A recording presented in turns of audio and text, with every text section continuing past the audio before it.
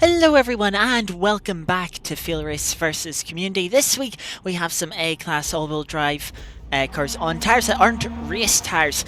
First race of the week here at Mugello, bogging down quite a bit off of the start. I see a couple of cars nearly making it 5 wide off the line as we head down towards one. So we lose a couple of positions down to P16. There's someone paused off the line that we got past into turn 1.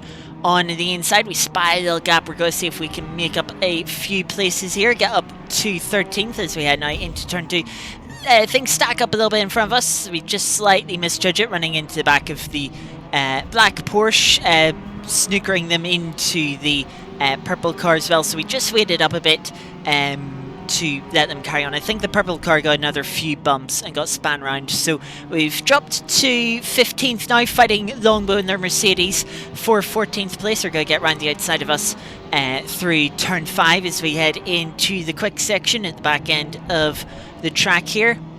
Running down the hill, looks like a Renault. I think that was yellow Renault spinning out, getting us position. We're trying to get around the outside here of marking their little LAN, I believe that is. Gets us back up to 13th into the third of the fast right-handers here, I believe, as we start to try and make a move down the inside of Longbow into this right-left chicane. We'll have the outside for the second part. Longbow giving us a tight squeeze on the first part. We try and give the same back in the second half, but we weren't moving that big Mercedes boat at all, so Longbow holding on to 12th now from us. We run very wide through this long right-hander, but might come to our benefit as Longbow getting caught behind a couple of cars through this final chicane. Having to cut the second part of it quite a bit.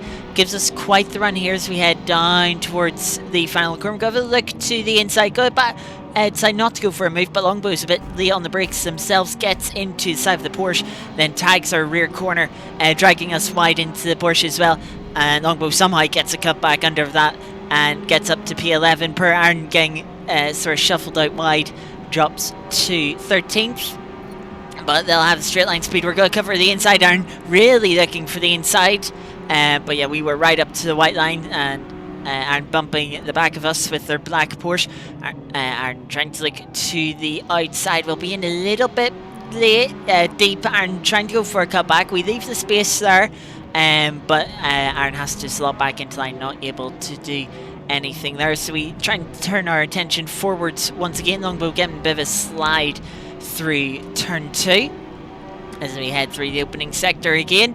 And then quite deep into turn 4 for Longbow. Really compromises our line through turn 5. And look at how much we close up. We try and see if we get the exit, get to the inside for turn 6, but we're not quite close enough to make that work, so we're just going to try and set the car up through these long high speed corners, just trying to take a better line going into the corners, opening up the entry and to give us better exit. Longbow getting caught behind a red car there allows us to get to the inside. Longbow giving us a big squeeze to the inside, but we're already alongside, and so that ends up really compromising Longbow on the exit, and that allows I believe an Alpine GTA to find its way through on the inside of both of us.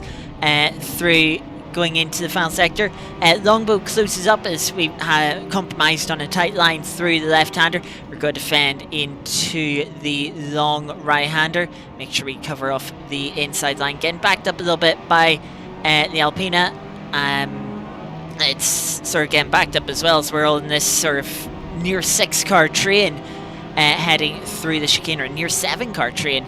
Effectively heading towards final corner. Go look to the inside as the pink Alpina looks to the inside of the red car. We're gonna try and get the move done here, but once again we're getting held up by the red car in front. It's gonna leave us side by side as we head on to start finisher, but we'll be the one in the slipstream there, and that'll allow us to reclaim P11. We don't quite have the straight line speed to make a move on the red car in front of us. But as we head down to turn 1, can we maybe make a move under the brakes? We're going to have a little look. We're not quite far enough to get our nose alongside. Though the red car does give us the space and gives us an opportunity in the second half of T1 to get in front. We're going to go the long way round turn 2, but I'll give us the inside here for turn 3.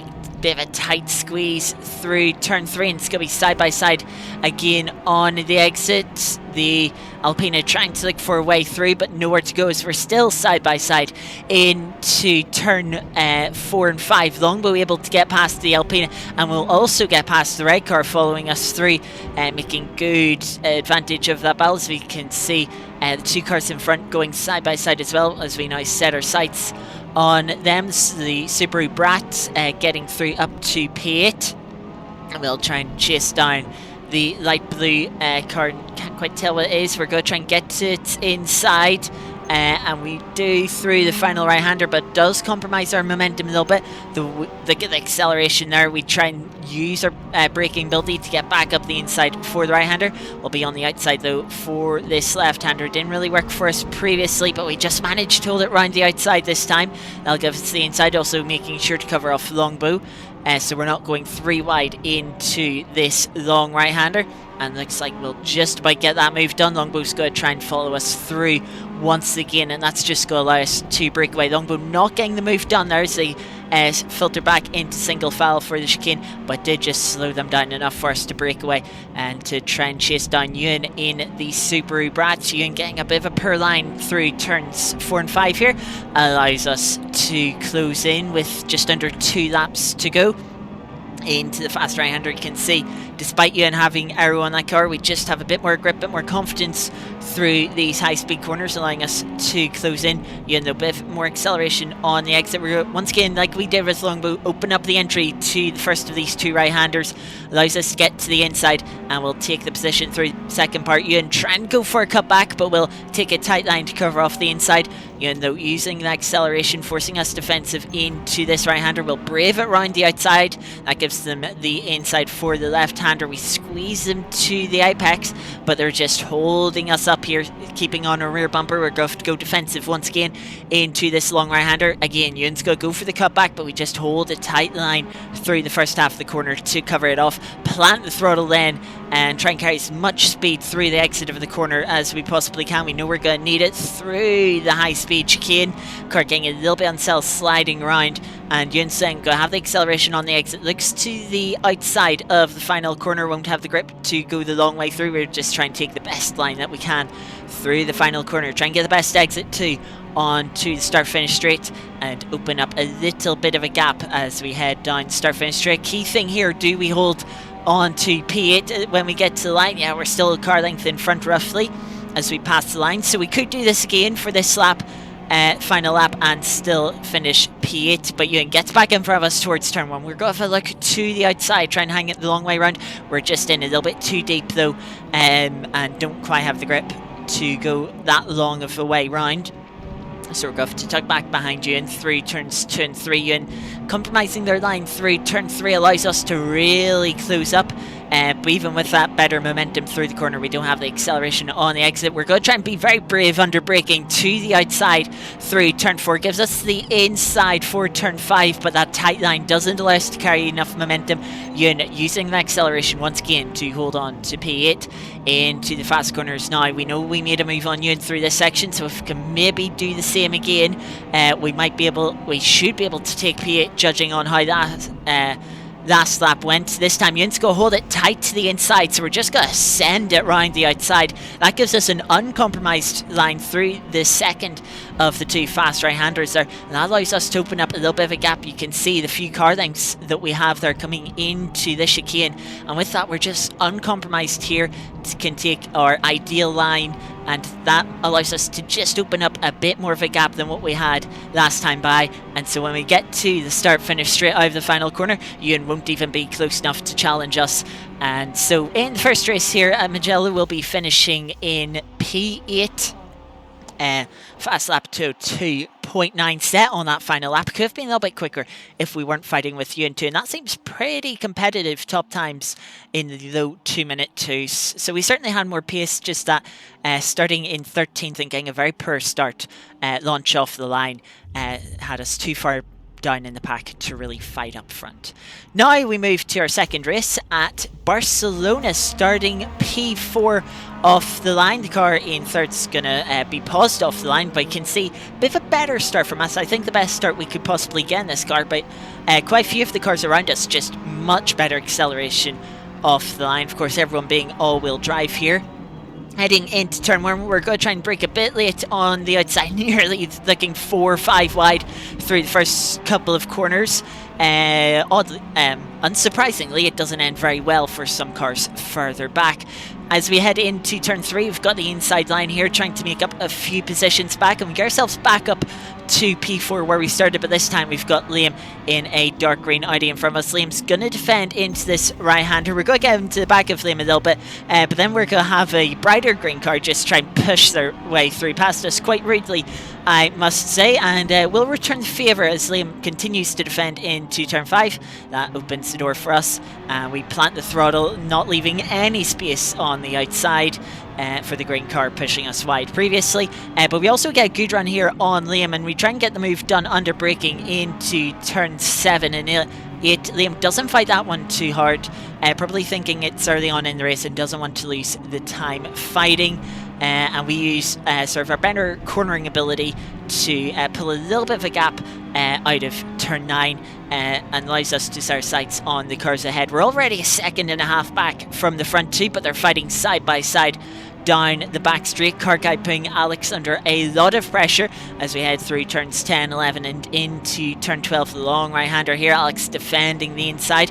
This car guy tries to hold it around the outside using all of the exit curb into the penultimate corner. Alex is going to slide very wide of the apex, go run wide into the gravel. Car guy's going to go off as well, and we're going to slam it down the inside to take the lead of the final corner on the first lap.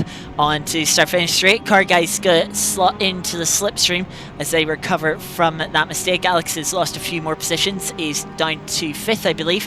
But slipstream's going to allow car guy to get alongside us as we head to turn 1. It's going to be a battle on the brakes. Going to try and brake as late as we dare. Car guy tries to brake even later. Runs the men deep through turn 1. We cut back. Gives us the outside. We'll hang around the outside, giving car guy a big squeeze onto the apex of turn 2. Now we're just trying to hold the position through turn 3. We've got a good line, and we get a better exit, just opening up a few car lengths there as we head to turn 4. From there, we're going to look back at the replay. We would continue to open the gap up. 2 car guys can see getting very close to the gravel out of the penultimate corner. Once again, can see the gap 1.3 seconds now between us and car guy. And Shadow had started well down in 19th and now got up to P3 and was looking to challenge car guy for P2. Fast lap of 54.4. It's actually very similar to our fastest lap of the race, as you'll see at the end. But car guy's trying to go for a move round the outside of turn 1. They hold it round there. We'll give the inside for turn 2, but their momentum slightly compromised as car guy holds it the long way round. Gives them the inside 2 for the long right hander of turn 3, and car guy will fend off Shadow for now. But as they head to turn 4, Shadow's looking to go on the attack once more, gets to the inside of car guy, will try and slam it down the inside, but is too late on the brakes, runs out wide. Car guy cuts back and holds on to P2 once again. Shadow, lucky not to fall off into the grass with how deep they went, just by holding on the track there. So Shadow putting car guy under a lot of pressure. You can see the gap to us has already opened to 1.7 seconds within the first sector alone as they head through turns 7 and 8. Shadow, great straight line speed shown down the main straight last lap. Must be trying to look for an opportunity down the back straight here as they head through towards turns 10 and 11. Shadow in slipstream closing up is just a bit too far back, entering the final sector here to make a move, but we'll certainly have an opportunity down start finish straight. Kansi has closed up a couple of tenths, so coming into the final sector is within 2 tenths at the timing interval there, and so we'll certainly be close enough to attack starting the 5th and penultimate lap of this race. Through the final 2 corners, car guy once again a little bit wide, nearly into the gravel again. It's going to give Shadow an opportunity into the final corner. They send it down the inside. Once again, they're a little bit too deep. Car guy cuts back to the inside and holds on to P2 for now, but Shadow in the slipstream down the start finish straight. Can see seconds slower that lap than they were on the previous lap with this fighting. We'll use the pit exit to get to the inside of Carguy this time, going down to turn 1. Can they get the move done under braking this time? They do get slowed down, but Carguy's going around the outside, gives them the inside for turn 2. But as we've seen last lap, that's not where you want to be. Shadow gets the move done with the inside going into turn 3, but Carguy's not giving up yet, still putting a lot of pressure as they exit through turn 3, but doesn't have the acceleration on the exit, and that could be the difference that allows Shadow to get away now. Carguy, as you'd expect, doesn't have the straight line speed, but does have the grip through the middle sector now into turn 5. Shadow out a little bit wide, Carguy on a much tighter line allows them to stay nice and close. This fighting has lost them more time. They're now 2.3 seconds behind us in the lead as they head through turns 7 and 8. Once again, look, Carguy all over Shadow's rear bumper, trying to open up the entry to turn 9 as much as they can on the entry curb. And will try and carry as much speed, maybe a little bit too much, gets on the gravel slightly, loses the rear end, and that costs them a lot of momentum that they couldn't afford to lose down towards turn 10. And with that straight, they've just dropped that, so half a second back now. That means they're ultimately going to be too far back to fight, and Shadow, in with the lap remaining, wasn't able to close in at all. We held a 2.5 second lead as we come through the final corner of the final lap to take another win in FailRace versus Community. A good starting position and a good lap 1. Couple of mistakes too. That could have been a great fight with Alex and Carguy. Three-way fight for lead if they hadn't made those mistakes. But yeah, a win is a win. We'll take it. Was still good battles in the first couple of laps. That's going to do it for this episode of FailRace versus Community. Thank you everyone very much for watching, and I will see you next time. Goodbye.